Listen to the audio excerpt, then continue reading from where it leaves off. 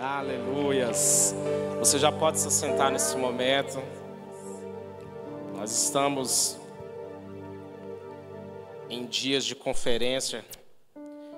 E você que esteve aqui todos os dias, eu tenho certeza absoluta que você foi muito alimentado. Você recebeu muito da parte de Deus. E tem muito mais hoje ainda para Deus falar aos nossos corações. Quantos acreditam nisso aqui em nome de Jesus? E eu já quero convidar você a abrir sua Bíblia comigo no livro de Gênesis, no capítulo de número 29. Gênesis, capítulo de número 29. Aleluias. Gênesis, capítulo 29, o verso de número 31. Somente esse verso.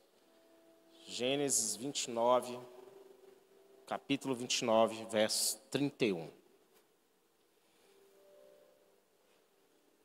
A Bíblia diz assim: quando o Senhor viu que Lia era desprezada, fez com que ela fosse fecunda, ao passo que Raquel era estéril. Amém? Somente esse verso, nós vamos estar passeando em alguns capítulos à frente. Então, eu queria que você deixasse sua Bíblia aberta. Mas a história de Jacó, ela começa dentro lá da casa de Labão em um momento muito específico, que é justamente quando ele foge da sua casa, da casa do seu pai, depois que ele, juntamente com a sua mãe, engana Isaac, e assim ele recebe a bênção da primogenitura. E isso vai gerar um sentimento de vingança, um sentimento de raiva, de ódio em Esaú, que vai passar então a desejar a morte do irmão. E nós vemos então que ele sai, naquele encontro, ele sai da casa do seu pai, no caminho ele vai ter um encontro com Deus em Betel, capítulo 28 do verso de Gênesis, onde ele recebe promessas de bênção e proteção. Então, depois disso, lá no capítulo 29, ele vai chegar justamente lá na terra de Padã Arã. E ele encontra com Raquel no poço. E ele já, quando tem essa conexão, que eles tinham um certo parentesco, ele já é recebido com alegria. E ele vai se apaixonar por Raquel. O homem já vai ficar assim, quero casar com essa moça. E ele recebe então, ele faz um acordo para trabalhar por Raquel, para que Raquel fosse sua esposa. Ele vai trabalhar 7 anos, e a Bíblia chega a dizer assim, que o tempo passa como poucos dias, devido ao amor que ele tinha por ela. Ele vê, 7 anos passou assim correndo para ele. Só que chegou no momento de receber a bênção, na noite de núpcias, a Bíblia vai falar que, ao invés de receber Raquel, ele vai receber Lia, a filha mais velha. E ele vai falar assim, você me enganou. E aí Labão só fala para ele assim, na nossa terra, aqui no nosso meio, nós não temos o costume de dar a filha mais nova primeiro. Primeiro nós damos a filha mais velha. Lia, então, imagine o sentimento que ela vai ter. Jacó, então, concorda em trabalhar mais 7 anos para Raquel e a recebe como esposa. Preste atenção, os primeiros 7 anos ele trabalhou e aí recebeu Lia. Agora ele passa uma semana após o casamento, ao receber Lia, ele vai receber já Raquel como esposa e vai trabalhar mais 7 para pagar por Raquel. Agora veja que nesse momento, onde as duas se tornam esposas de Jacó, nós vemos iniciando-se a tensão entre as irmãs. Tem um texto na Bíblia que vai falar assim que Raquel vê as mandrágoras que um dos filhos de Lia tinha preparado, e Raquel vai pedir. Lia vira para Raquel e fala assim, já não basta ter tomado o esposo de mim, você também quer minhas mandrágoras? Aí ela fala assim, em troca olha o acordo que Raquel vai fazer. Ela vai falar assim, hoje você pode se deitar com Jacó em troca das mandrágoras. Imagina como é que era a casa de Jacó, com essas duas mulheres. Mas nós temos então Lia, essa mulher que teve uma vida marcada pela rejeição, desprezada pelo seu marido e ofuscada pela própria irmã. A Bíblia diz de forma muito clara que Jacó amava Raquel. Só que Deus não permitiu que Raquel tivesse filhos. Raquel era estéril. E Deus olha para Lia, Deus a viu, e ele olha para ela e decide compensá-la. A Bíblia fala que Deus viu que ela era desprezada, e por conta disso Deus a abençoou com filho. Sabe por quê? Deus viu o desprezo, Deus viu a vergonha, mas Deus falou assim: eu vou dar um propósito muito maior para essa mulher, eu vou fazer ela fecunda, eu vou fazer ela abençoada.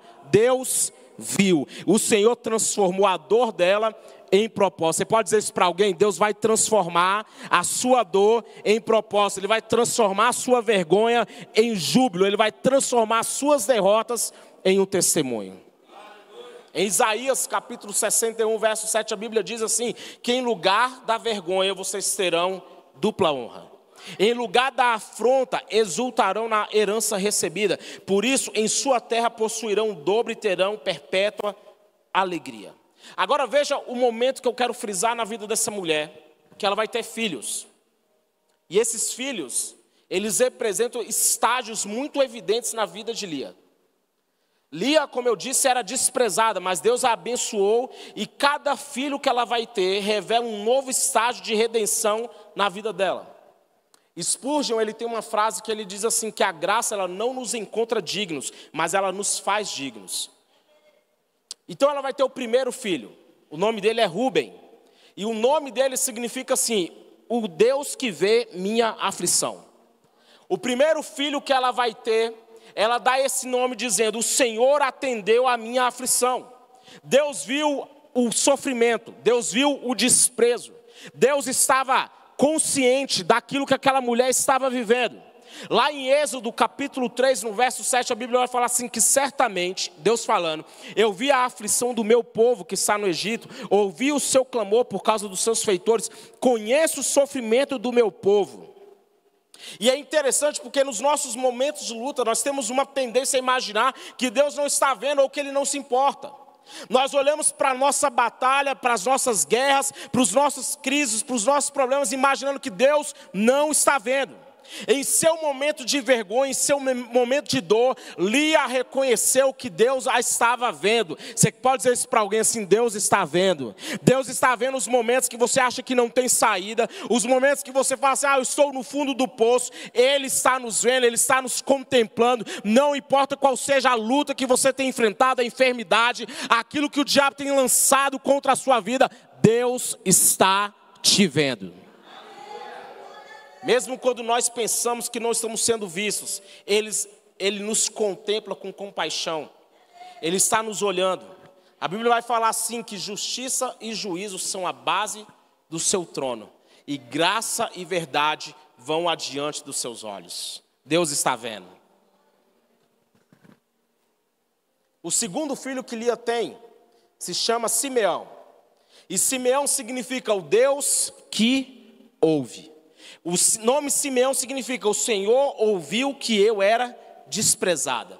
No mesmo texto que eu acabei de citar de Êxodo, veja como é interessante. Deus fala assim: vi a aflição do meu povo que está no Egito e ouvir o seu clamor. Deus, Ele viu a aflição e Ele ouviu o clamor. No Salmo 34, verso 15, diz assim, que os olhos do Senhor estão sobre os justos e os seus ouvidos atentos ao seu clamor.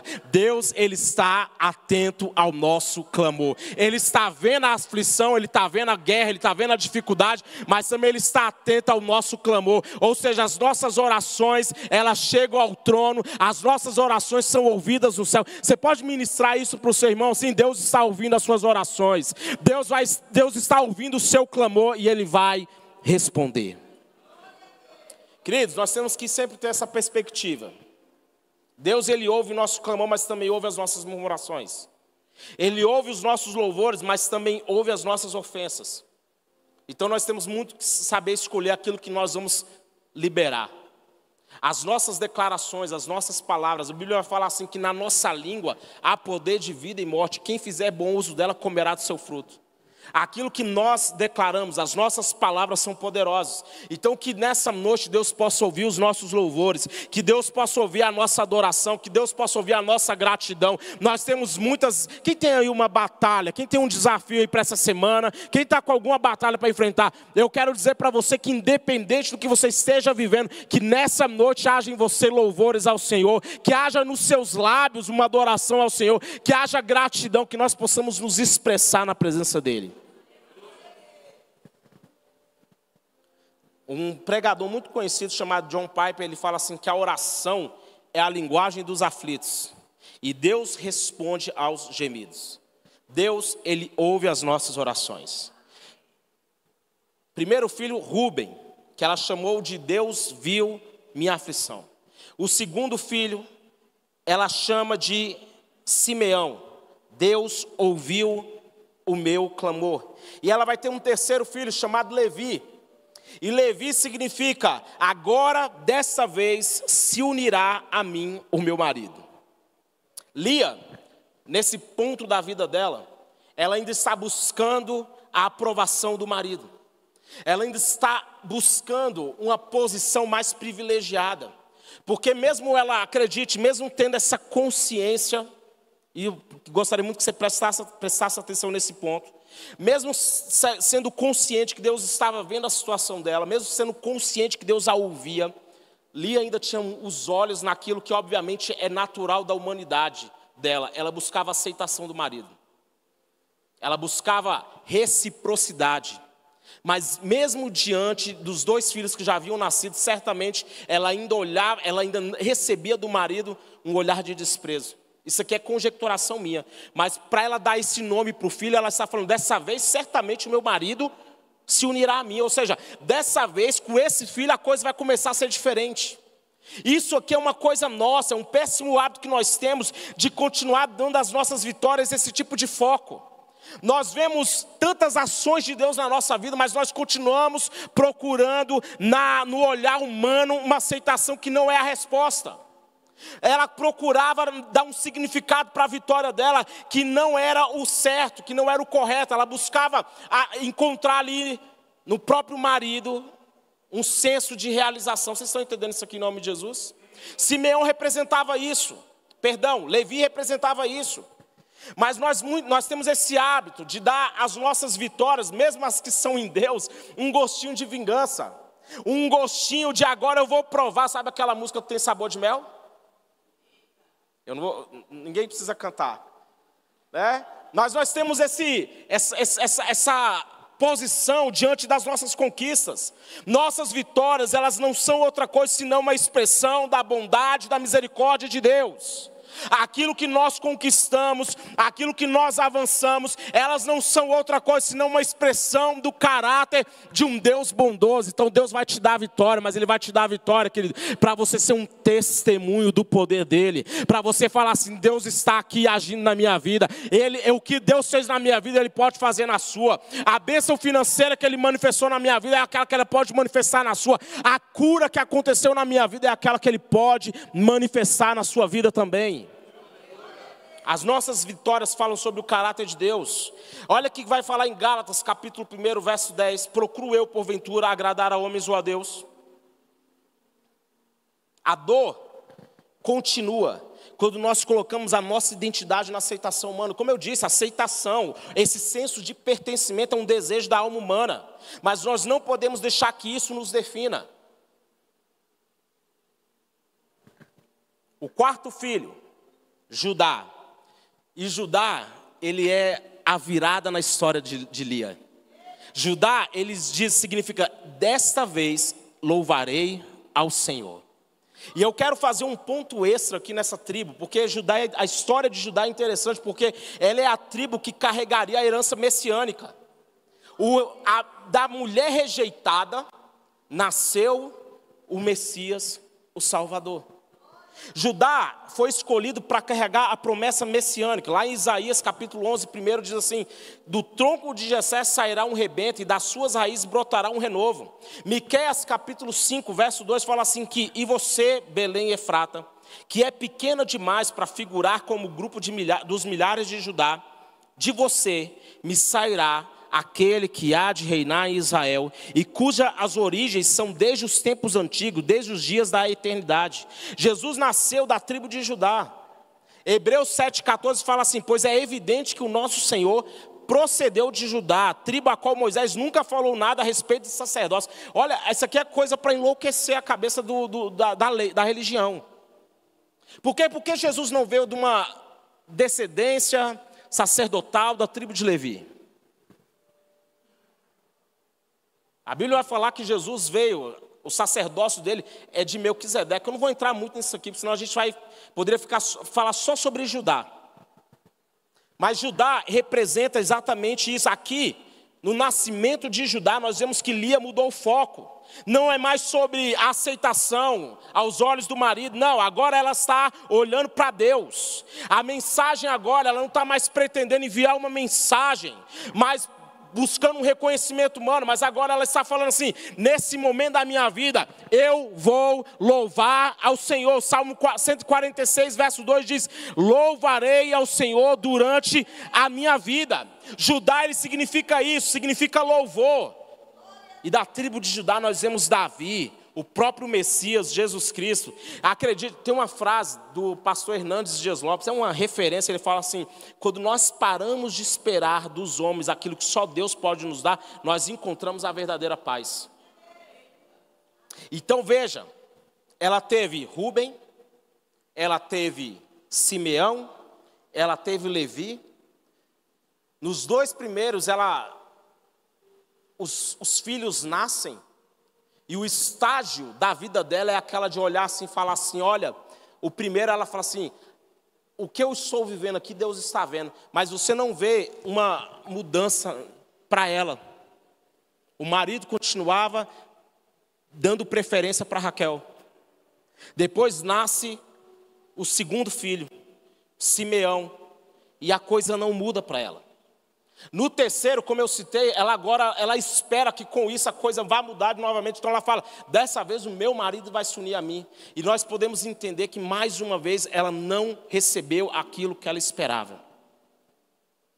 Mas quando nasce Judá, ela decide falar assim: os meus olhos agora vão se voltar para o Senhor. Eu vou louvar a Ele, eu vou agradecer a Ele. Meus olhos não estão mais em aceitação, eu não estou mais buscando aprovação, não. Dessa vez eu vou louvar. Deu certo já? Não sei, mas eu vou louvar o Senhor. Já abriu a porta de emprego, pastor? Eu não sei, mas eu já vou louvar o Senhor. Já aconteceu aquele sonho? Já conquistou? Ainda não, pastor, mas eu já estou louvando ao Senhor. Não sei se já deu certo, não sei se já teve a virada que precisava, mas ela mudou, ela escolheu louvar ao Senhor. Você pode enfrentar muitos desafios na sua vida, mas você pode escolher: eu vou louvar o Senhor. Então nós temos agora o quinto filho. Nasce Isacar. E ela vai dizer assim: Deus me recompensou. Agora nós vemos a fidelidade silenciosa de Lia gerando frutos. Ela olha agora para os filhos dela e fala assim: Deus me recompensou. A adoração, acredite, ela muda a nossa percepção das coisas. Ela agora olha para o nascimento dos filhos e ela enxerga a bênção. E às vezes nós precisamos disso. Nós temos tantas coisas, tantos desafios na nossa vida.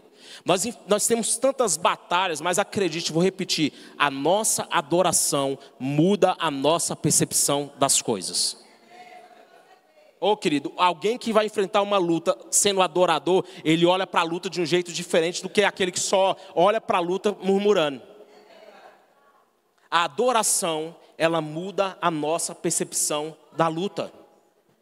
Hebreus capítulo 6, no verso 10 diz assim: Deus não é injusto para esquecer da vossa obra. Olha o que Billy Graham vai dizer: mesmo quando os homens esquecem, Deus recompensa a fidelidade. Agora ela olha para o nascimento de mais um filho e ela fala assim: Deus está me recompensando. Eu quero dizer para você que Deus tem uma recompensa para você. Deus tem uma recompensa para a sua perseverança. Deus tem uma recompensa para o preço que você tem pago. Pastor, o meu casamento não é fácil e as coisas não estão fáceis, mas você está perseverando. Então eu quero dizer, tem recompensa da parte de Deus. Tem recompensa para quando você é um dizimista fiel e não negocia. Tem recompensa quando você sacrifica, quando você abnega de prazeres do mundo para viver a vontade de Deus. tem recompensa.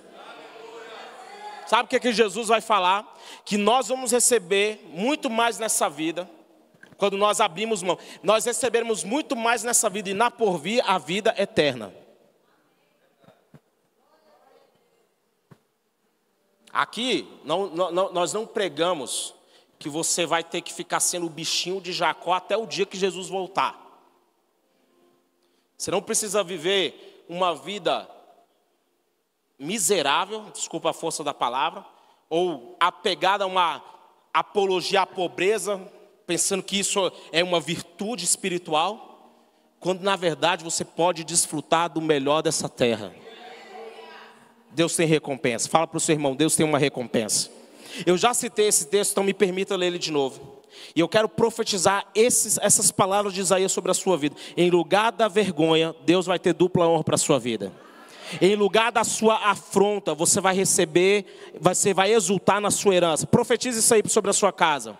Fala assim: em sua terra possuirão o dobro e terão perpétua alegria. Levanta as suas mãos e fala assim: ninguém vai roubar a alegria que Deus tem para a minha vida. Não vai ser luta, não vai ser problema, não vai ser palavras, não vai ser nada de frustração que vai roubar a sua alegria. A alegria é perpétua. Aí o Senhor diz: eu, o Senhor, amo a justiça, odeio a iniquidade do roubo, em fidelidade lhes darei a sua recompensa.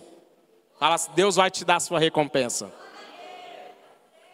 E ele diz assim, ó: a posteridade dele será conhecida entre as nações e os seus descendentes no meio dos povos. Todos os que os virem reconhecerão que eles são família bendita do Senhor. Fala isso sobre a sua casa. Fala assim: minha família é bendita no Senhor, meus filhos são benditos, a minha casa é abençoada. Essa é uma boa palavra para a nossa família. Essa é uma palavra para nós declararmos sobre a nossa casa, sobre os nossos filhos. Nós seremos sim, nós veremos nossa posteridade sendo conhecida entre as nações. Os nossos descendentes viverão coisas extraordinárias em Deus. Ela vai ter mais um filho e ela vai chamar esse de Zebulon.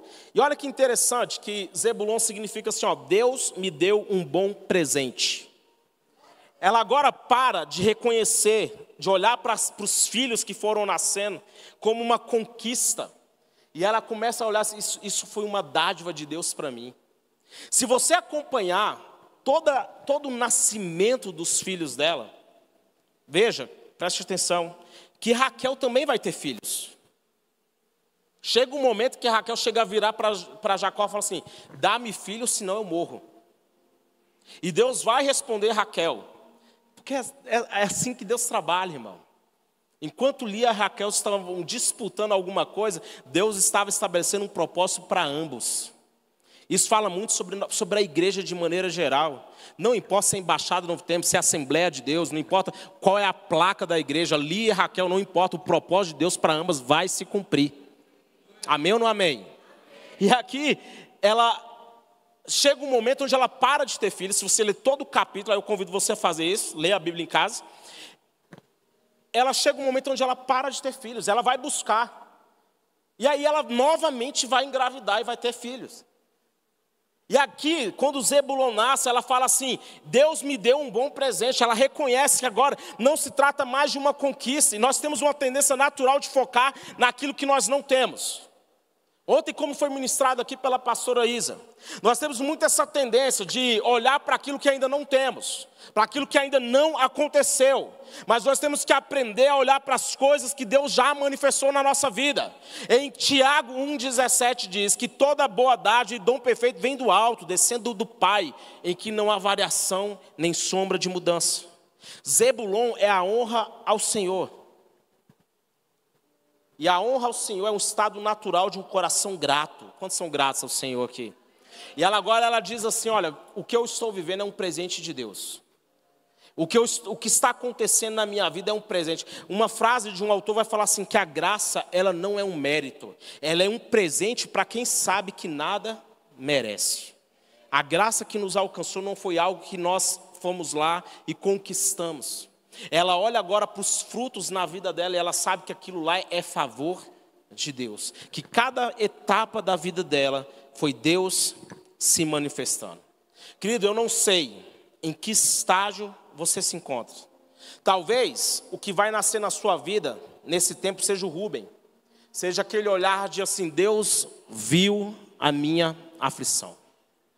Mas não importa se você está vivendo um tempo de Rúben, ou até mesmo um tempo de Levi nascer, mas o mais importante é que Judá nasça em nossas vidas. Que nasça em nós o louvor, que nasça em nós um desejo de adorar. Lia, ela começa a sua história aqui na Bíblia como uma mulher desprezada, mas ela encerra como uma mulher honrada por Deus. Aquela mulher que viveu desprezo, viu a manifestação do Deus da compensação. Que é isso que Deus faz. Ele compensa. Ele olha e Ele não deixa desamparado. Sabe o que a Bíblia fala? Que Deus é juiz de órfãos, defensor das viúvas. Ele não deixa ninguém desamparado. Não mexe com ninguém fraco, irmão. Não mexe com ninguém fraco. Porque você está comprando briga com Deus. De Judá nasceria Jesus, o Salvador do mundo. É interessante que aquela mulher, como eu citei, ela viveu esses estágios. E cada nascimento de cada filho foi uma etapa muito clara na vida dela. Mas chegou um momento em que ela escolheu dar àquele filho que estava nascendo o nome de louvor. Porque não importa, querido, se teve o tempo da aflição ou quanto tempo durou. Não importa por quanto tempo você tem enfrentado algo, que possa nascer em você um desejo de louvar ao Senhor. Eu quero concluir. A aflição que você vive hoje pode estar gerando um Judá espiritual. Mas eu quero dizer que um novo ciclo de louvor e propósito vai começar na sua vida. Eu quero que você se coloque de pé comigo nesse momento.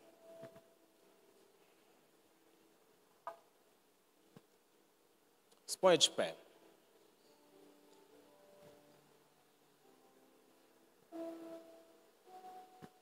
Enquanto nós estávamos aqui, nesses dias de conferência,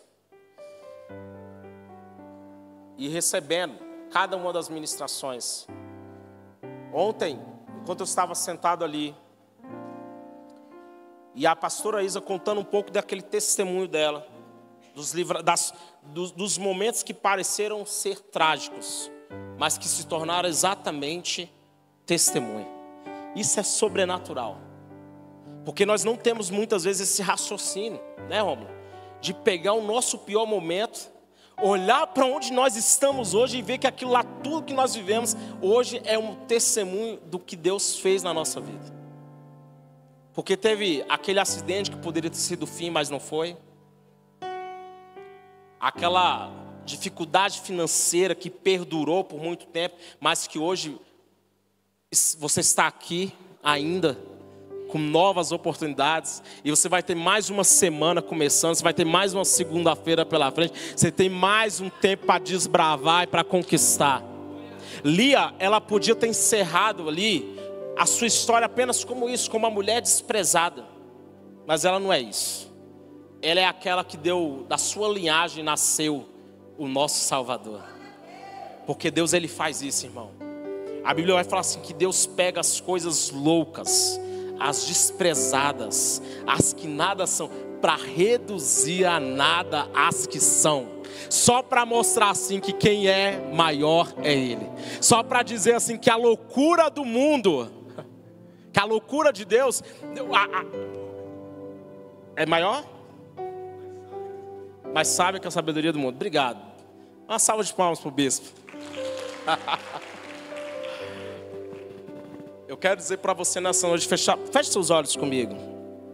Por gentileza, feche seus olhos. Lia teve 3 filhos antes de que Judá nascesse. Quando Rúben nasce, ela faz uma declaração: Deus está me vendo aqui. Como eu disse, talvez esse seja o seu estágio hoje, de falar assim: pastor, eu preciso que Deus me veja. Eu preciso que Deus veja esse momento que eu estou vivendo. Eu preciso que Deus veja essa guerra que eu estou vivendo, essa luta que não está passando. Deus, me veja. E ela dá esse nome para o filho. Nasce mais um filho. E aquele filho representava um grito da alma dela. Então, o nome Simeão é: Deus ouviu o meu clamor. Nasce Simeão. Mas essas coisas que às vezes parecem tão fugir do nosso raciocínio, é que mesmo com esses filhos nascendo, você perceba que pelo texto aquela mulher não era feliz. Veja o significado que ela dá para cada nome. O terceiro é ainda o ápice, quando ela diz assim: dessa vez o meu marido se unirá a mim, Levi. Dessa vez o meu marido vai me enxergar. Frustração. Mas no quarto filho, ela tira os olhos dela daquilo que a frustrava, daquilo que a entristecia, e ela decide louvar ao Senhor. Eu não sei qual é a luta que você enfrenta, mas nessa noite você pode escolher isso. Fala: Senhor, eu vou te louvar. Eu vou levantar as minhas mãos e vou te louvar. Eu vou te louvar, eu vou te adorar. Não importam as circunstâncias, eu vou te louvar. Eu vou te adorar. Eu vou te entregar o meu louvor, a minha adoração. Então levante suas mãos. Eu quero profetizar essa palavra sobre a sua vida. Hoje é o momento, é o dia em que Judá está nascendo na sua vida. Que nesse momento nasça em seu coração esse louvor ao Senhor. Que você consiga nessa noite deixar Ele tocar nessas feridas abertas. Que nessa noite você permita que Ele arranque essa tristeza do seu coração. E você escolha louvar ao Senhor, independente. Pastor, não está acontecendo ainda. Não importa, meu irmão, não importa, minha irmã. Eu digo para você essa noite, que se você colocar os seus olhos no Senhor, se você levantar a sua voz em louvor e adoração a Ele, você vai ver, a sua percepção vai mudar, e você vai ver que Ele está agindo em favor da sua vida. Oh, Xandaralama xerere cantaralabás. Feche seus olhos. Discirna agora. Faça assim: Senhor, me mostra qual é o momento que eu estou vivendo. Me dê entendimento, ó Deus, porque eu não quero simplesmente fechar os meus olhos para Ti. Eu não quero deixar que os problemas, que as crises, que as circunstâncias nublem a minha adoração ao Senhor. Eu quero te bendizer. Eu vou te louvar, eu vou te louvar. Eu vou te entregar a minha adoração. Eu vou te entregar, porque eu sei, Senhor, que o Senhor é fiel em todos os teus caminhos. O Senhor é fiel. O Senhor é misericordioso. Meu Deus, no nome de Jesus, aqui pessoas aqui venham ser alcançadas nessa noite. Muda histórias. Muda a história, muda, Senhor. Muda a visão, a percepção de pessoas. Abra os olhos para que elas possam enxergar que mais são aqueles que estão conosco do que o que vem contra as nossas vidas. Vamos adorar o Senhor.